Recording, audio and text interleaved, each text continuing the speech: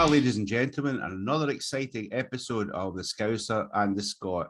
Although if you're looking very closely, you'll see there's just me and someone else, and he's definitely not a Scouser. Anyway, just to tell you that Big Ian's got the Rona, so he won't be joining us tonight, but that won't help. That won't stop us from a chat. So I'd like to, at this point, introduce our special guest for this evening, and it's Connor from the band Shadow Smile. And also, he's the manager currently of the Corporation in Sheffield, which is a well-known venue, which we'll be talking about as well. Hi, Connor. How you doing, mate? You all right? I'm very, very well. Thank you. How are you? Yeah, I'm all right, pal. Got over the Rona a few weeks ago, just before I met you the last time. So I'm all good, unfortunately. And I'd just like to point out, I never gave it to Ian because I don't like to get that close to him that I could. So he caught it somewhere else.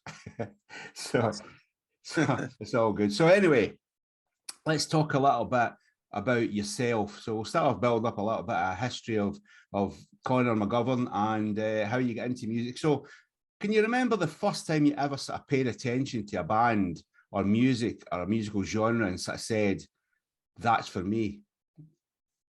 Yeah, I think when I was very, very young, probably 4 or 5 years old, some of my earliest memories are prancing around my grandparents' living room listening to Queen. And my nan used to have the Queen CDs, like the greatest hits and all that sort of stuff, and she used to put them on, and I used to always just run around listening to Queen. And then from there I kind of got into a lot of it comes from my grandparents, because they were really into like stuff that they shouldn't have been, like Metallica and Guns N' Roses and stuff. So it was like really like they were into like much younger stuff than their generation, but also older stuff like Queen and the Rolling Stones and stuff. So yeah, very it was a lot of that sort of classic rock kind of vibe stuff. But it's quite interesting it's quite interesting because, you know, you tend to pick up. I mean, I would never have picked up anything like I liked from my father, because he liked country music. Well, I love country music, as you know, but that was one of the things. But certainly with the music, it's interesting that you say grandparents. But there again,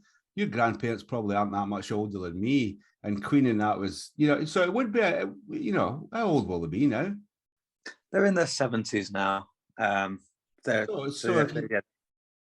So basically 10 years old. So yeah, they would be in the 30s and that, 30s coming 40 when Queen and all that was in the go in the pomp. So it's not that. I mean, it's cool that, because it's an interesting thing, because we've had it before when we spoke to one of the guys from Bad Actress, and it was him and his brother bouncing around in a bed to AC/DC getting played really loudly by his father when they're like 9 and 11, and that's when they decided they wanted to be rock stars.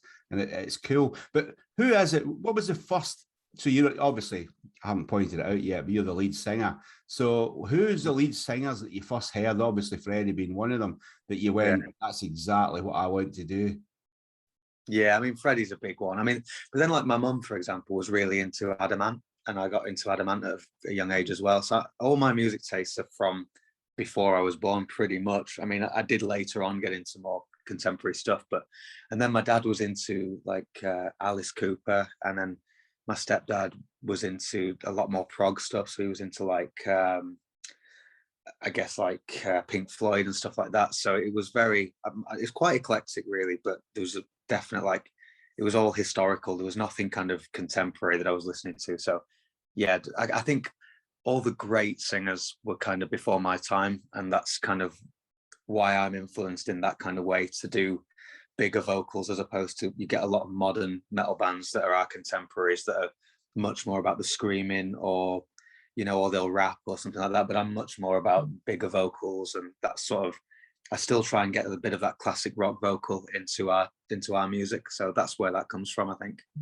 Yeah, I think it's the right way to go, because I noticed it with you, because obviously I've been aware of you right for the word go for the first single came out, and I've seen how it's progressed. But the one thing I liked about you was that you did sing.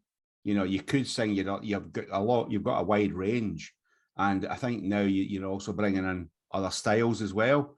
And it's really cool. But I think it doesn't do any harm to have the basis and to be able to do what we would call proper rock singing, a proper metal singing without just the screaming and everything. And I think that's what gives Shadow Smile an edge. I really do.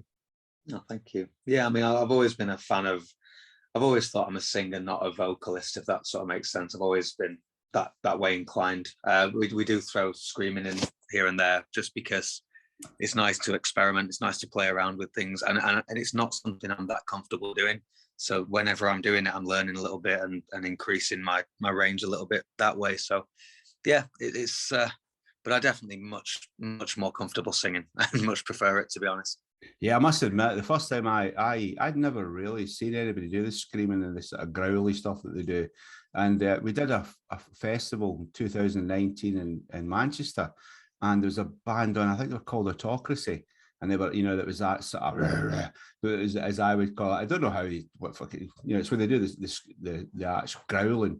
And I was stood next to Matt Long from Matt Long and the Revenant ones, and Catfish, he's a blues rock guitarist, and he's a brilliant vocalist. And I was like watching, and he was right into it. It was a guy called Mark Curry that was singing, and he was right into this, was Matt. And I was like surprised because like he's a proper singer. This guy, to me, isn't melodic, so he isn't a proper singer. Well, Matt said, I'll tell you right now, John, he says, I couldn't do what he's doing. He says, the technique you need to be able to do that, he says, is something else to do it proper. Yeah. That's it. It's all about the safety and not harming yourself. So if you can do it, a lot of people can make the sounds come out, but then they can't speak for a week. It's that's the hard bit, is like learning to do it, because it sounds like you're tearing up your vocal cords, but in actual fact, there's a very safe way to do it, and it's just having that theory and knowledge to do that, I think, and that's something that fascinates me. I think I'm very into vocal technique and just learning more about it, and that's been a big step for probably the past couple of years for me. Do you ever take lessons, or have you ever taken lessons? Yeah, I mean, my background initially was I was always in choirs at school, so I always had singing lessons at school. So, but that was very classical based. And then I had a vocal coach for many years, a woman called Carolina, who used to just help me with the rock side of things. And I kind of always saw it as like, you get like professional athletes, they're the best at what they do, but they still have a coach to sort of encourage. And I think that's kind of my attitude towards that. At the moment, I don't, because I do coach a little bit myself. So, but I probably really should get a coach again at some point. But yeah, I think it's for any singer, I would recommend it, no matter how good you are, because you sometimes just need your butt kicked a little bit, and to say, you're not doing. It's easy to get lazy. It's easy to not do your cool downs. It's easy to not do your warm ups because you think, I'm on fire at the minute, and then all of a sudden you've got an injury and you've lost a tour. So I think it's always a worthwhile thing, and a lot of people turn their nose up at it. It's like, oh, that's not rock and roll, but they're the ones who probably are going to struggle a little bit. So, well, you just got to look at some of the great singers for the 70s that if you listen to, and 80s that you listen to now, and they can't do it. Simply can't do it. It's quite embarrassing with some of them how bad they are. And I would say that's exactly why. At the end of the day, it's a finely tuned piece of equipment that if you don't look after it, you use the right analogy. It's no different to any sports person. And and technique is always a thing, and you can always learn something. I mean, quite a few of the guys we've interviewed in this that singers, they still do it. They keep doing it. They keep searching for somebody that's going to give them something different. And I think it is definitely the way to go. And it's certainly, when I was a singer, I would have definitely poo-pooed the idea when I was younger. I was like, okay, it's rock and roll, come on. But I would have been wrong.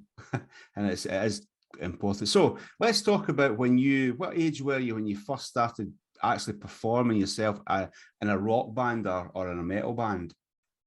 I think I was 14, maybe 13, 14, my first band, which was called Unfair Retribution, because we thought we were edgy and metal and hardcore, and we were absolutely dreadful. But we did one thing that was different to the other bands on our little scene. We were in a school, and there were a few little bands, and one thing that I felt like we were better than the others at was being a bit more enterprising. So we kind of got our merch together. We had, like, we put on our own gigs, even though we were like schoolboys. I remember we got in the local newspaper because we booked a theatre out for a show. We were like, walked in our school uniforms. We'd saved the money up. We'd done, busking or whatever we'd done to get some money together. And then the council pulled the plug on it because they were like, oh no, we don't think these guys are, you know. So we made a massive deal out. We were kind of press conscious, and we kind of like made a massive deal about how they were sort of, you know, there were things at the time about, you know, all the youth clubs were closing down and that kind of thing. We're like, oh, here's us trying to do something positive, and here's the council going, no, you can't do that. So yeah, so as school kids, we were kind of like just, I don't know, I suppose just a bit media hungry and that kind of thing. I think, to be honest with you, I can only imagine that came mainly for you, because we've obviously had conversations in the past about what you do with Shadow Smile, and I know you have a different outlook to a lot of bands into what you do. So it must have been at that early age, it must have started then, because, you know, it is something that you do better than most, and you are open to looking at ideas, and you're always enterprising. I'll say that thing about Shadow Smile. When you first crept on my horizon, on my radar, it was very much a case of, because you stood out on social media and the way you presented things was different. And I noticed that straight away. And I remember speaking to Carly from Soundpiling about you and saying, they're really cool, these guys, because they don't come out with hackneyed, cliched shite. You know, they actually come out with really good stuff. So have you always kind of had that way with whatever bands you've been in? I guess so. I think I was just always fascinated by it. I used to like read Kerrang every week. I used to just watch any interviews with bands I could find and stuff like that. So I think you pick things up. And I was talking to Adam about this, Adam Hayward from Hayward Media, who I think's been on before. Yeah, has, yeah. And we sort of bonded over it's that love of story and you know, like finding a story and things and trying to push a narrative, and I think that's just way more important than people give it credit for, because people, when you're in a band, people want to feel part of your community, your tribe, I guess. And the best way to do that is to give them your story and why you're relevant to them and all that kind of thing. And another side of it is that I'm a massive WWE fan, and so and that's all storytelling as well. Same with theatre. I love theatre and all that kind of stuff. So it's definitely all story. And if ever I can find a story or an angle, you know, I'm always trying to think how can I get that to be interesting for other people. If I find it interesting, other people probably will too. So I think one of your first quotes you ever said to me as part of a conversation was, "We don't see ourselves as a band; we see ourselves as an entertainment package." I think that was exactly what you said, and you did actually point me in the direction of WWE as being one of the reasons why you think the way you are. So let's talk about when Shadow Smile first got together. What was the plan in your heads as to how you were going to work this? It was all quite cobbled, really, because I was just coming out of another band which was doing okay, but we'd kind of fallen apart because people had moved on to have careers and kids and that kind of thing. And I met Kieran, our lead guitarist. He was playing for another band, and I kind of basically poached him because he was like the best guitarist on the scene. And I was just like, I need, in my like egomaniac brain, I was going, I'm a good singer, he's a good guitarist. That's like, you know, Axl Rose and Slash, you know, or Freddie Mercury and Brian May. That's what you need, that duo. So I was sort of on at him, and I was just like, you know, do you want to do this? And he was kind of like, yeah, maybe. But eventually I sort of got him in. And then Joe, our drummer, I'd known from a previous band that I'd sort of been in for a couple of weeks, and then that never really went anywhere. And we just kind of, we were all like really into the same, some of the same stuff and a lot of different stuff. But when we got in a room, it was kind of like magic. We were just like, this is really cool. And it felt different. It didn't feel like, oh, we want to get out and we want to play some gigs. It was like, we need to try and capture this. And I remember that feeling different, and like, we need to, you know, get into a studio. That was our first thing. It was like, we don't need to get a gig, we need to get in a studio and get this down, because this is like trying to get lightning in a bottle. And then we found the other guys as well, eventually, through advertising for them.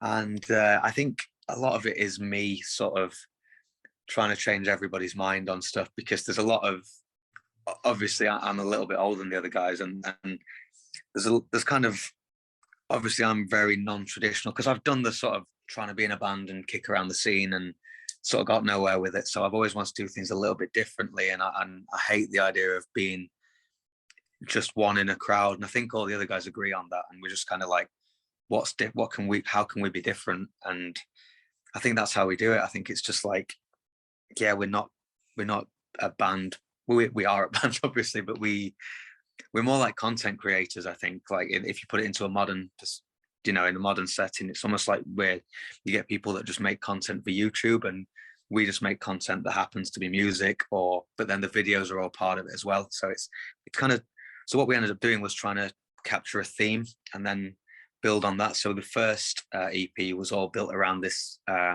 satanic cult theme that it was basically just a storyline that we invented between us, and just sort of threw ideas around, and we were just kind of like, yeah, this is cool. So we did 3 videos for that, and each one is a little part of this story, and it's just how this cult is growing, basically.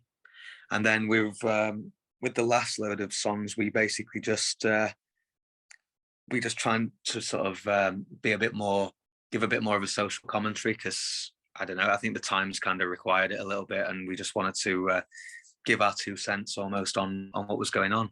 And then on the next stuff, we're going to be doing something completely different. So yeah, it's just, I think the key is evolution, and we just change. Like, we keep a core sound and a core theme, but then we have to change it, otherwise we get bored and we wouldn't carry on.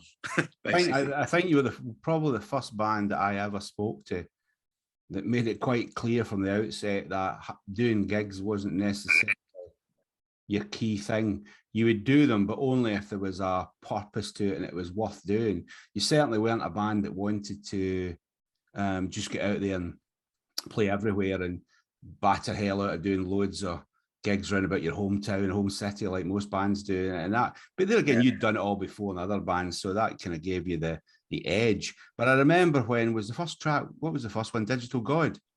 Yeah. So Digital God came out, and I was like, what the hell? That's you know, that's cool. It's a really cool sound, but the video was great with it. Then the next one was Left Hand Path. And I could see the join up there. And then the next track that came along was actually quite different. It was the first one that I was like, wow, that's totally different. I can remember playing them on the radio show and people commenting that. And it was like, is that the same band? And then when but you see that, of course, the EP came out before the first lockdown, before COVID, didn't it? Yeah. So you're quite right in that the next 2 tracks that came out, or 3 tracks, were very much commentaries on what was happening. And I think, well, just talk me through it, because I kind of know the story, because we've had a bit of a conversation before about it.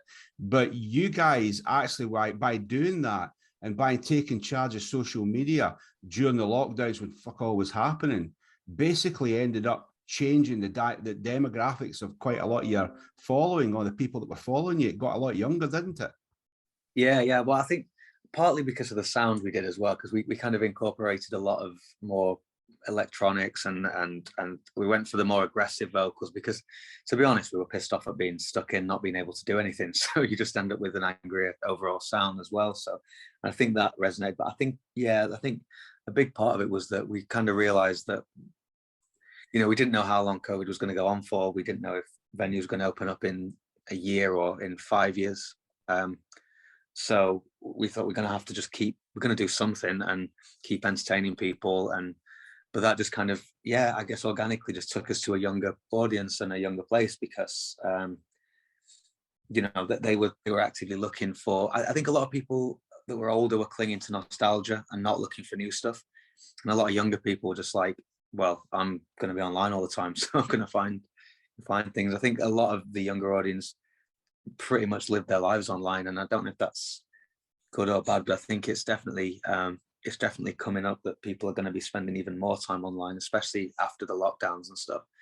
So we just ended up with, and we kind of kept, I don't think we alienated the old fan base too much, because we kept our attitude and we kept trying to be as honest and true to what we wanted to do as possible. And I think that comes across sometimes. But we've definitely got fans that are only into Marionette onwards and don't listen to Digital God, Left Hand Path, and Beautiful Disaster. They're just like, they're not interested in that at all. then I do think we've probably got people the other way that are interested in the first EP and don't really necessarily like what we're doing at the moment. But yeah, I think it's I think it's quite organic. I don't think we've really tried to target too hard on anyone. It just happens to be that we're going in that sort of direction at the moment, and I don't know where we're going to end up with audience for the next. I mean, everyone might hate it, or we might end up with like just a totally new crowd. It's really weird to predict, but I think the fact that we're so, because we only formed in 2019, so when lockdown actually hit, we'd only done 2 or 3 shows. So the fact that we couldn't do shows anymore wasn't really like a massive change. It was like we're carrying on, you know. So we're just like, okay, well, we just keep going, and that's where we ended up. I think it's a weird one to try and explain because I don't think I can fully get my head around it anyway. So it's no, I think it's one of these things. It's kind of, you know, when I suppose it's like the footballer.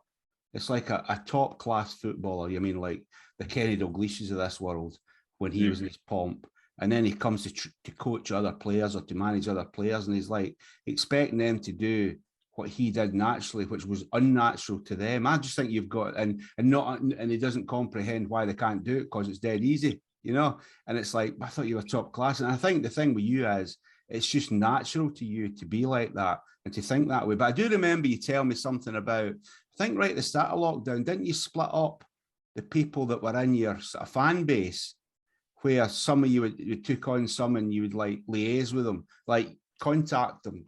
But didn't that one? Yeah, it's kind of like been that's kind of still happening as well. Like we're trying to really push that. So what we do is we just actively talk to them, and we made a little group on Facebook called the Shadow Smile Cult. And then what we did, made this other group that's Shadow Smile Cult, the Exclusive High Order, which is basically people that engaged a lot with us and seemed to be really invested in what we were doing. We thought, okay, these people are like, they're in it. They get us. And so what we do is we chat to them and, you know, send them some free stuff as well, and just try and keep them involved, but also basically pick their brains about what they like, what they don't like. And that does inform things quite a lot, actually. It's quite, I don't think of it now because it's just become a thing we do, but you're a natural entrepreneur. That's why you don't even need to think about it, because it's just how your brain works. And it's a good thing, because in effect, what you're doing is you're actually, most people look at having these fan groups as being marketing, but you're actually using it for data analysis, and you're using it for, you know, finding out, you know, like to actually help you shape the band to a degree. Yeah, it's almost like market.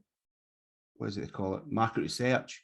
Yeah, that's exactly what it is. You know, it's and we're upfront about that as well, because then they feel better about the band because they have helped. They've had a hand in what we're doing, so it's kind of, it is theirs as well. It's not just ours. It's almost like a community, and that's kind of it is marketing, but it's a very genuine way to market. I think, instead of kind of, you know, buy this, buy that. It's like, oh, this is, you know, you've had a hand in this, so they just want to get involved. It's paid off quite a lot, actually.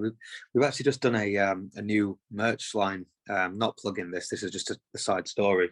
But basically what we did was we had t-shirts that have a key on them. Yeah, I've seen this. This is cool. This is one of the things I wanted to talk to you about, so I'm glad you brought it up. So yeah, and because it's got a key, we just thought, well, I think it was me and Ethan, our bassist, we do a lot of like chatting back and forth about ideas, because we're both kind of idea driven like that. So we were talking about why it's a key, what could it unlock? And then, so a band we really like is Avenged Sevenfold, and what they've done is they've got NFTs. I don't know if you're familiar with NFTs, but just for anyone that's not, they're basically, it's like cryptocurrency, but you basically buy this cryptocurrency and it gives you a digital file, and then that file can unlock things. So like they could, like, you know, scan it and then go, okay, well, people who've got this one get this piece of merch sent to the house for free and stuff like that. So we were kind of like, well, we're not at that level with where we can get into crypto with our fans. We can't, you know, everyone get crypto. It's just not going to wash at our level. But so we were like, what can we do? And we thought the merch was a good idea, because then if people have this merch. So we just did an auction for a one-of-a-kind t-shirt of this range. So the basic ones will unlock something. Each key, basically, when they send us a picture of them wearing it, we'll say, okay, this is unlocked, and then we'll just decide something. So it could be you get a free entry to a show. It could be you get a free meet and greet. You could get a free album. You could get, you know, a signed guitar. You could get anything. But then there's this limited one-off tee that's actually just sold yesterday. To I'd consider this person our very first real super fan, and she's purchased this, and it's a limited edition pink version of the t-shirt, and there's only one of them, and that gets her free entry to gigs forever. It gets a free meet and greets forever. As long as we're a band, she gets this. So it's kind of like investing in the fans a little bit so that they can come back to us. So, you know, she knows she can come, and we know that she's going to support us forever, because she's kind of proved that by getting in deep in this bidding war that people got going. And it just kind of like, it feels like it's now a two-way street. It's not just, oh, here's some music, listen to it, please, share it, please, buy this t-shirt, please. It's like, okay, you bought this, so we're going to give you this. You know, it's more symbiotic, and it's more back and forth. And that's kind of where we want to be. We want to be able to just get rid of those barriers, because we don't have a record label. There's nobody pulling our strings. It's just like, we can do whatever we want, so why don't we? And I think that's I think it's cool. I think when you told me, you told me that you had something coming up when we decided to have this conversation on here, along it, I thought that is cool. It didn't surprise me, because I like the fact that you think differently, and I really like the fact that you don't just, right, most bands write music and they record it and they put it out and they hope to find a fan base. I think you've got a much higher, and I think the band that you're closest to for doing that is probably Twisted Illusion. Matt's very good at doing the same thing with their fan base.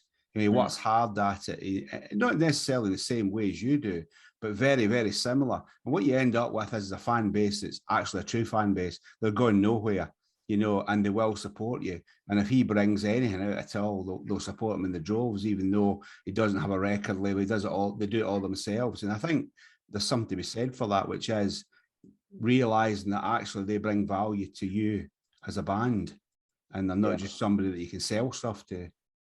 Yeah, 100%. I think that's a really good outlook for the future as this business evolves, because the record label, as we've found in our very short career so far, is that record labels are becoming, you know, they're not the power that they used to be. You know, we can do so much without one, and it's like we've fielded a few offers, but we've never taken any of them seriously at this point, because they all want to kind of tell you what you can and can't do, and it's like, do you really want that in this day and age, just for the sake of what they'll pay for your album or something? And, you know, not to poo-poo it, because for some people it's absolutely the perfect thing to do, but for bands that are a little bit more like Twisted Illusion are, where you can kind of be a bit more enterprising and you can be a little bit creative with things, and you know, maybe you're not just a musician, you can kind of market in a different way. I think it's definitely, the future is building your own community. I think that's, the internet's broken those walls down. I think as people get more into living online as well, as much as I'm not really into that, as much as that's the thing, it's going to be the way it goes, because people consume music so differently now. They don't necessarily go out and buy an album. It's like, you know, people might only hear 15 seconds of your song on TikTok or something, and it's like, you've got to just be ready for that, because there's no point trying to fight it, because it's going to happen. So yeah, I think it's something that Brad Ma from Massive said in one of his podcasts, which was great, because he's a smart guy, as Brad, and he actually said that the problem with rock and metal is we keep thinking we can do everything the same way, and that eventually the young people will realize that we've been right all along, when the young people are nothing like us. You and I had a conversation about this last week about how introverted now a lot of rock and metal fans are, whereas in my day, you know, in the 70s and through the early 80s, rock and metal people were the ones that were out there. They were the ones that were in your face. They were the in punks. We were the ones that, you know, we wanted to be seen and we wanted to be heard. But they're so introverted now. I mean, I met a few of them at the corporation the other week, and it was like, my Christ, you know, these are a different breed to us, but yet they're into the same type of music. And it's just that they're not used to community, and they're just used to sitting there in their bedrooms with their phones. And it is as simple as that, isn't it? That's it. I think that their community is online to a great extent. You know, that is where they talk to their friends. That's where they find new music. That's where they watch films. They don't, you know, you don't see kids in HMV anymore, like buying CDs or even, you know, DVDs, even games. They just download them. If you go into a record shop, if you go to a gig, unless it's some very well marketed, you know, major band, you're not going to see that many kids at a rock gig anymore. It's just, for me, and I know you guys are going to do a lot to try and change that, which is a really cool thing. But at the moment, as things stand, I think getting kids to a gig is just like, it's the hardest thing in the world. It really is. Like, it's, you know, I know we've both put on shows, and it's like you can get older people out, like, quite not easily, but you can, you know, a band will sell to them. Whereas if the kids haven't heard of them, if they're not fully invested in their whole brand, then there's no chance they're coming out. And that's just kind of how it is. Yeah, and you're right. And it's, you know, this thing that you're referring to is also our NGR project, which is to try and bring young people into our musical genres in a way that they like, but it's not going to be easy. In fact, just about everybody I've spoken to about it have told me it'll fail. But I quite like that, because I'm like, well, we can't allow it to fail, because quite frankly, our market is dying. Yeah, literally dying out. I'm 60, and I go to gigs, and I'm probably average aged at 60, you know what I mean? And, you know, you've seen it yourself, and we'll come on to this as well, but we've seen it ourselves since COVID. You know, I was talking, I think it might have even been Matt from Twisted Illusion, and we were talking about it, and he was saying that he reckons there's actually, for normal gigs, there's only about 2,000 people in the UK go to rock and metal gigs, actually go. He says that, you know, like actually getting off their ass and going regularly. And he says, so if you start drilling down into that and how many gigs there are and how many bands are trying to do it, he says it tells you something. But it's just this feeling that our scene seems to think that our time will come. Well, it won't if we just keep doing what we're doing. And that's what interested me about what you guys do, because you don't do it that way. You're not, you know, you'll do gigs, but I think the other thing with you guys is, and I'll come on to that because we'll come back to the crowds and all that when we start talking about the day job that you've had for the last few years. But I think one of the things is that I liked about you is you thought differently about it. And I suppose one of the things with you is because, I mean, I've never seen you live, so I cannot picture you, having seen your videos, I cannot picture you being the band that just turns up and is sandwiched between 4 other bands, and then you just turn up and you plug in your instruments and you play. So in my head, I can only envisage you with a show, like a theatre show. So is that ever been part of your thinking, that until you can get to the stage where you can actually do a show and do yourself fully justice as this is Shadow Smile? Is that ever been part of your discussions? Totally. It's why we don't do a lot of shows. I mean, we've got one coming up that's booked. I know we had one penciled for in a couple of weeks that sadly had to be pulled, but wherever we go, we take what, I mean, like, we've only done 2 or 3. It's not like we've done a sellout tours anywhere yet, but it's, we did a live stream before lockdown. No, the first day of lockdown. We weren't really meant to do it. We were supposed to be tucked away. I remember that. Yeah, I remember it. I've got a venue, so sort of.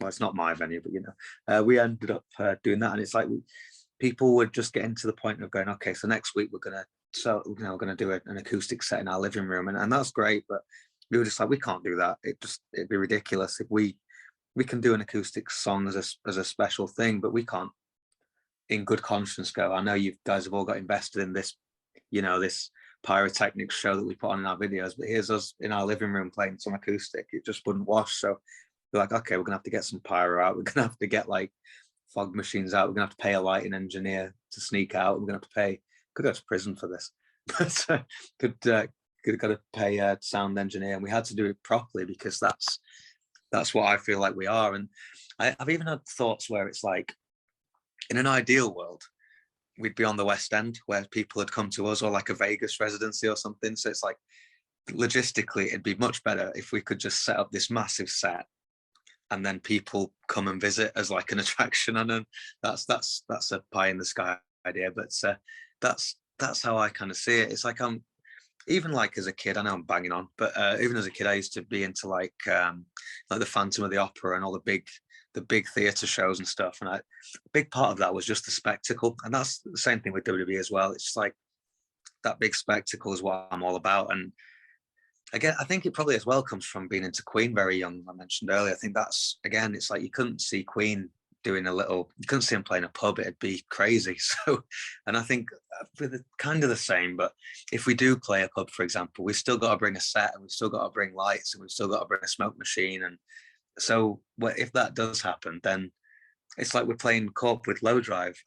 We're support, but we're not going to seem like a support. I'm not being big-headed, but we're going to bring a set, and we're going to bring a light show. It's just what we are. We're not just a band. It's an overall show. I feel fair play to you, because when Ian and I interviewed Kerry and Dave from Ward 16 on this show, I was saying to them, like, because they're theatrical rock, very theatrical, I was like, to me, it would almost be like them undermining themselves playing a normal gig or trying to do it in a little stage in a pub, because they are so theatrical. And I kind of get the same thing with you guys. And I actually think the same thing with TI, with Twisted Illusion. I think they should only ever do theatre shows if they can, or at least where there's big stage, big lights, and they can actually put on something that you come away from going, well, that was a show.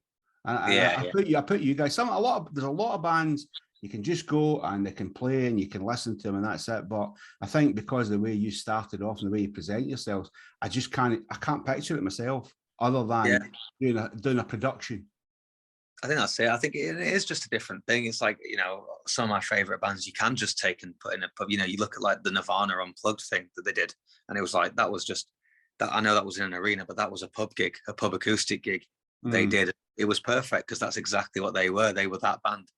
And there are so many, but like Low Drive, who I mentioned earlier, for example. And I know like Sour Tusk, for example. I think those guys, you can put them on any stage anywhere, and they'll put on a good show. Whereas, but it's primarily about the songs and playing the instruments.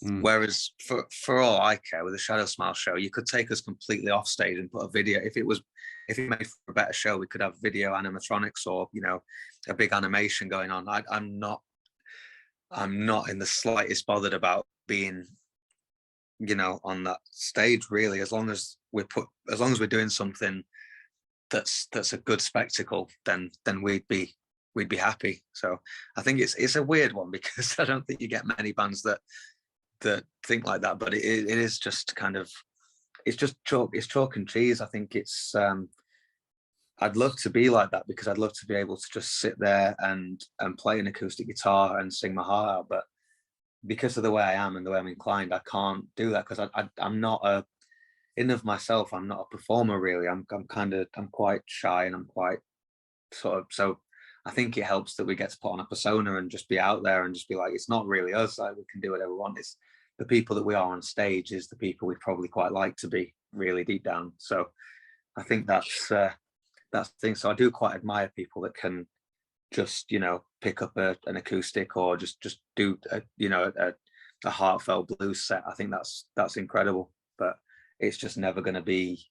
It might be some of the other members of our band. I mean, Kieran would thrive in that world, because he's very, he could front a band himself, because he's a good enough singer and he's a good enough player.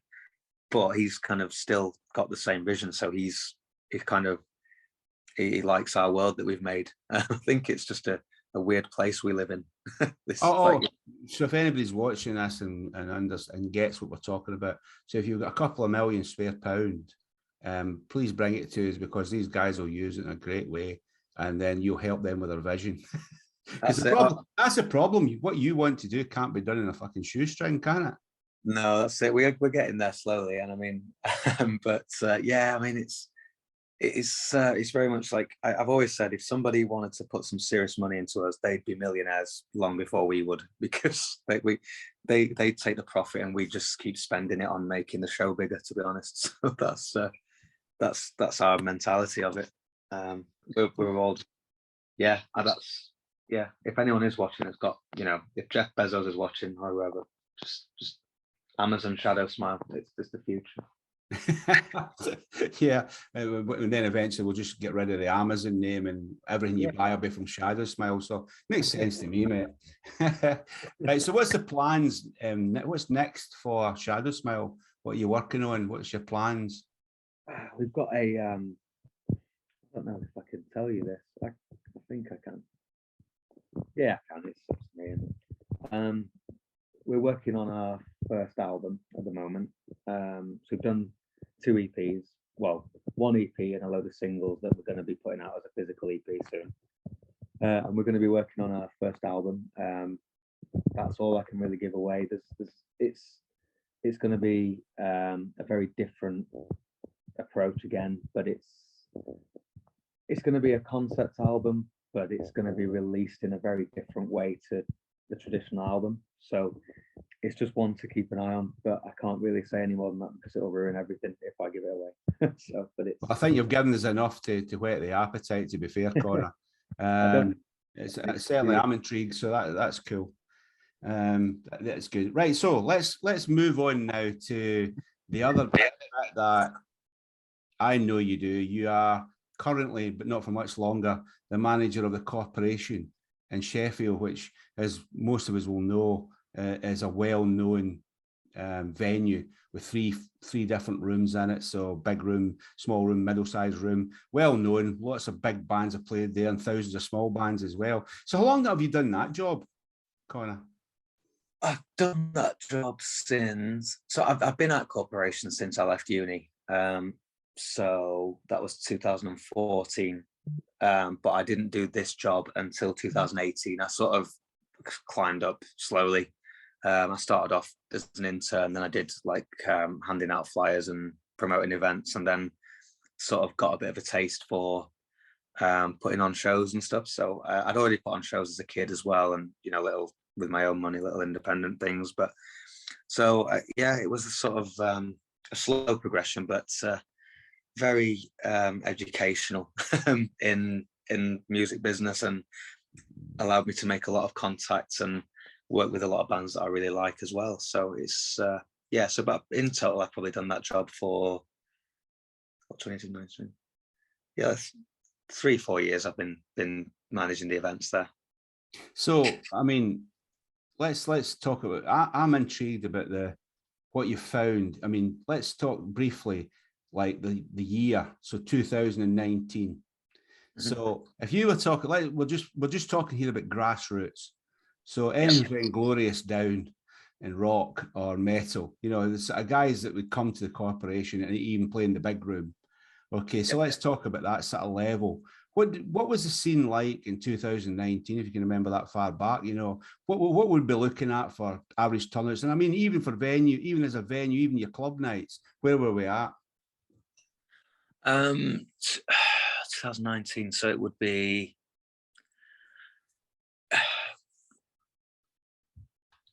I'm thinking now.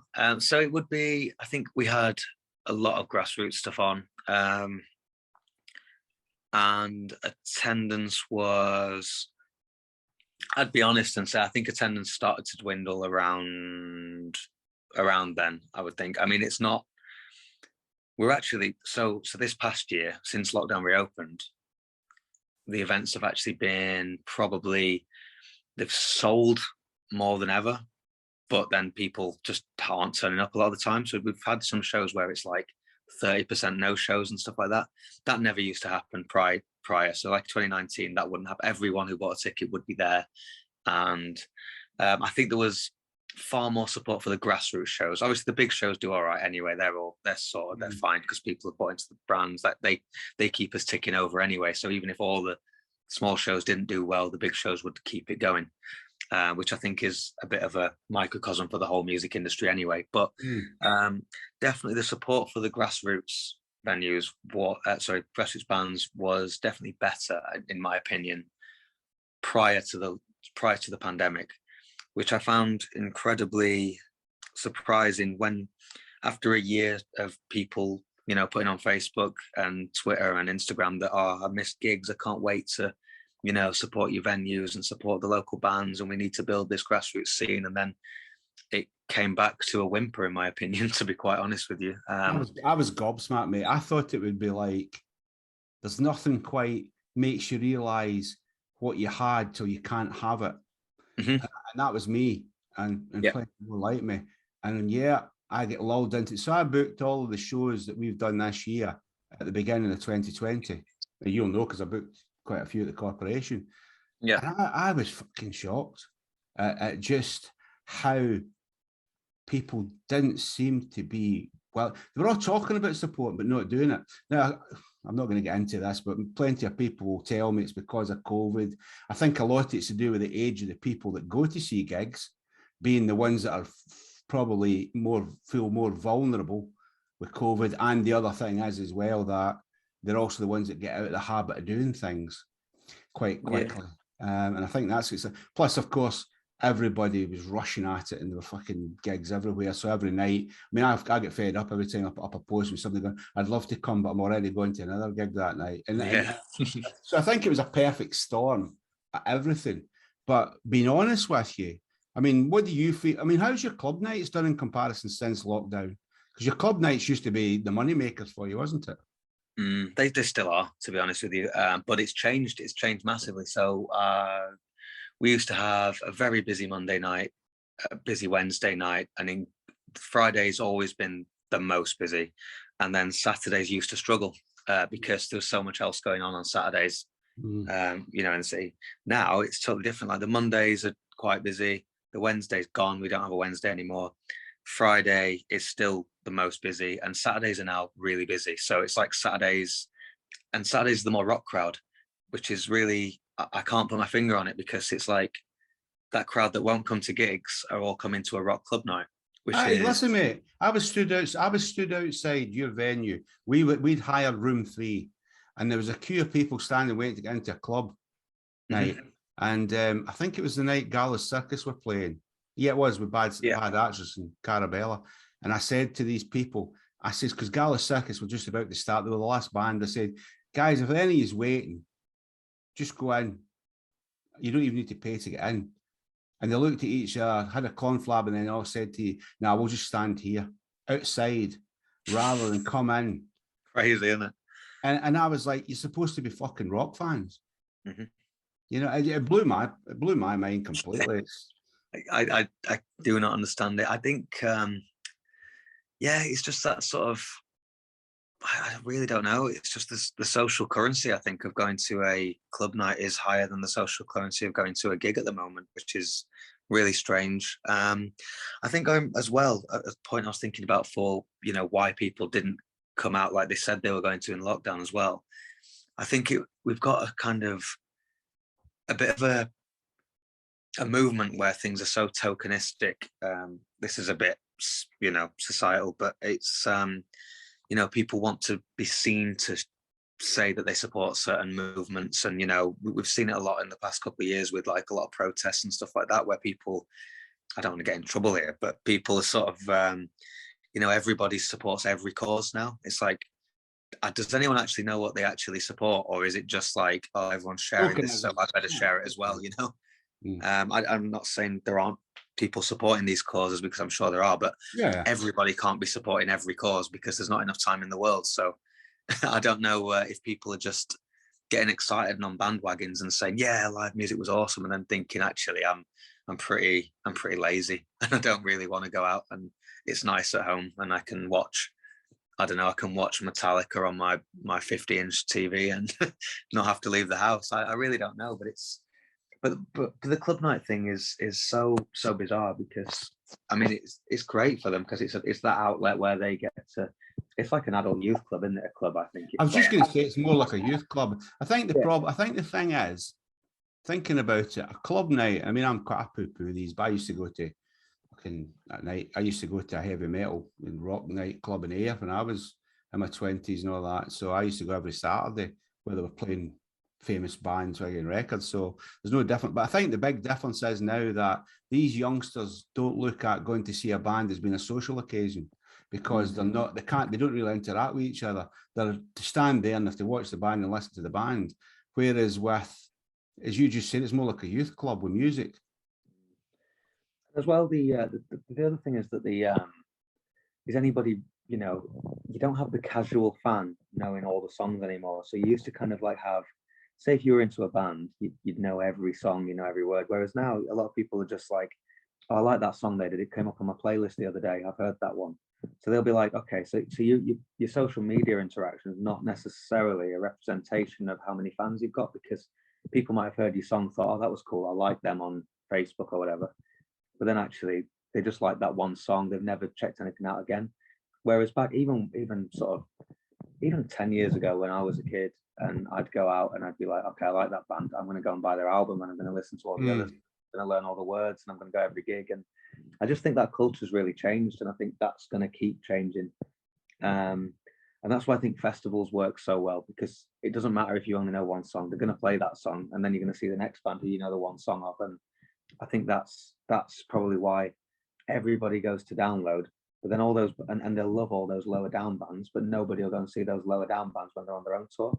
It's such a weird paradox. But then say Skindred tour, I mean, they played our place and it sold out like the same week, as we couldn't get probably someone else that was on the download bill to sell anything. So it's such a weird time for promoting. And yeah, I don't envy any promoter in the world because it makes me laugh, because people, I think there's an element as well where people think that if I'm honest, I was accused earlier in the year of trying to emotionally blackmail people to buy tickets, when I was just basically saying, no, I'm being honest, this is what the stage we're at. Because it's all right, you saying, it's costing me a fortune. Because promoters don't, listen, unless they're big promoters, they don't make money out of gigs. We do it because I do it because it's part of the game plan with the forged bands. Let's not be kidding, because it's not often I put bands on that aren't ours. So, yeah. And if they are, it's just because they fit in with the other bands that I want to play alongside them. So it's a different entity. And so they think it's like, why don't bands just get the venues and do it themselves and then they can cut out the promoter? Well, I'll tell you why they don't, because the bands couldn't afford to fucking lose the money. No, they couldn't. And, it's not, you hire a venue, you've got to hire the venue, you've got to hire a sound engineer, you've got to hire a lighting engineer, you've got to hire security, you've got to hire a box office staff. The band's got to pay somebody to go on merch. What band's got that money in this day and age? It's just not going to happen. No, and I think that's the message. I'm glad you said that, because a lot of people don't get it. And it's the same thing, which is, recently there was a festival, the second day was cancelled in a venue, and the venue was getting the net because they made the decision. But that venue had high costs of opening up the next day, which they weren't going to get the money back.